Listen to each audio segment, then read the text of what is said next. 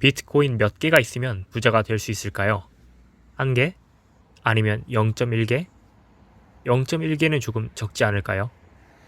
비트코인을 조금이라도 접해 보셨거나 아니면 투자를 시작하시려는 분들 또는 기존에 비트코인을 모으시고 계시는 분들 모두 한 번쯤은 공통적으로 해보신 생각일 겁니다.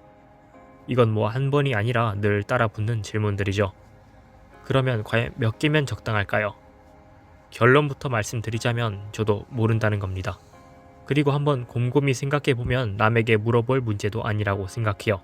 아직도 많은 사람들이 비트코인의 수익률과 개수에만 집착을 하고 있는데요. 하지만 미래의 물가 상승률, 그리고 각자의 씀씀이의 기준, 세상의 변화를 무시한 채 남이 정해준 숫자나 기준에 내 기준을 맞추고 인생을 맡기면 그게 정말 투자가 맞을까요? 비트코인을 특정 개수만 채우면 된다는 식으로 딱 기준을 충족했다면 이제 아무 불안이 없어질까요? 오늘은 이에 대한 저의 생각과 제가 어떤 마음가짐으로 비트코인을 모아가는지 이야기해보려고 합니다.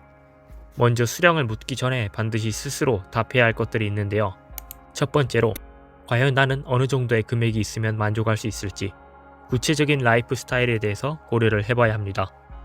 5억 원이 필요한 사람과 10억 원이 필요한 사람의 전략은 달라져야 합니다.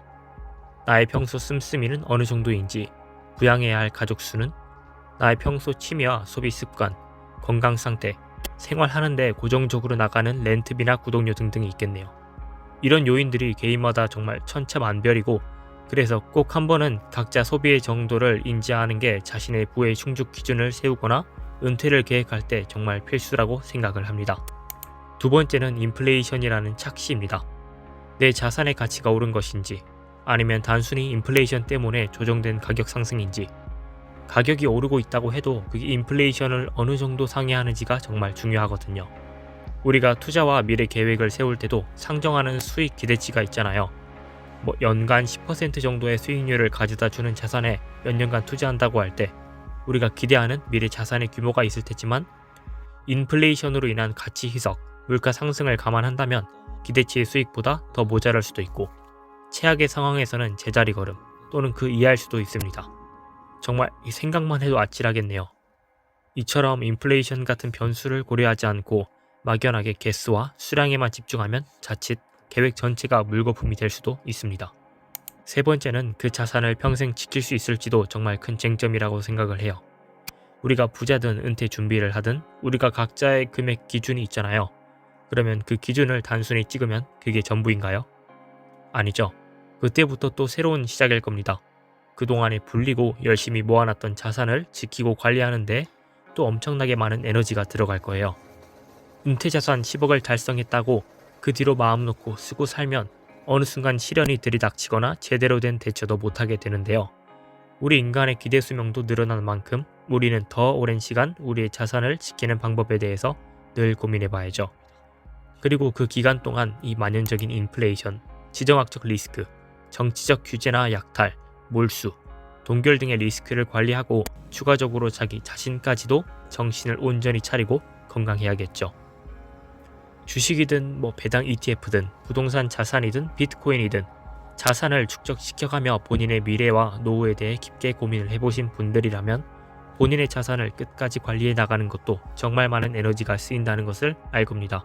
어떤 자산이 나의 구매력을 장기적으로 가장 안전하게 지켜줄 수 있는지, 그러면 어떤 식으로 모으는 게 가장 스트레스를 덜 받고 꾸준히 이어갈 수 있을지, 오랜 시간 유지하고 관리하기 위해서 내가 뭘 중요시 여겨야 할지 등등, 위와 같은 사항들을 진지하게 탐구하고 스스로를 객관화해보시면 단순히 몇 개, 몇 억을 모아야 하는지보다 어떤 자산이 나의 구매력을 장기적으로 가장 안전하게 지켜줄 수 있을지, 그러면 어떤 식으로 모으는 게 가장 스트레스를 덜 받고 꾸준히 이어갈 수 있을지, 오랜 시간 유지하고 관리하기 위해서 내가 뭘 중요시 여겨야 할지 등등의 생각으로 이어질 것이고, 이에 대한 답은 다른 누군가가 아닌 스스로에게 던져야 할 질문이라는 것을 깨닫게 되실 겁니다.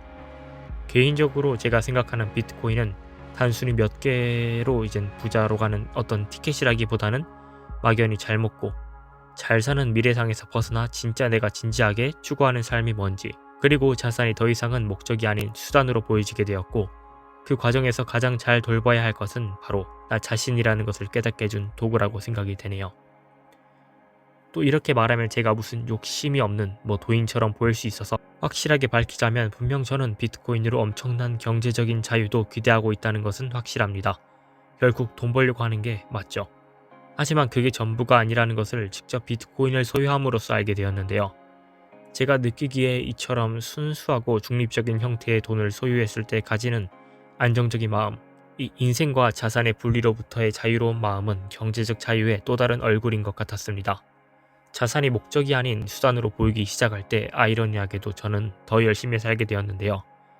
막연히 은퇴해서 놀고 먹는 게 꿈이 아니라 이제 내 가치를 높여서 이 자유의 조각을 하나라도 더 모으려는 생산적인 태도가 생겼거든요.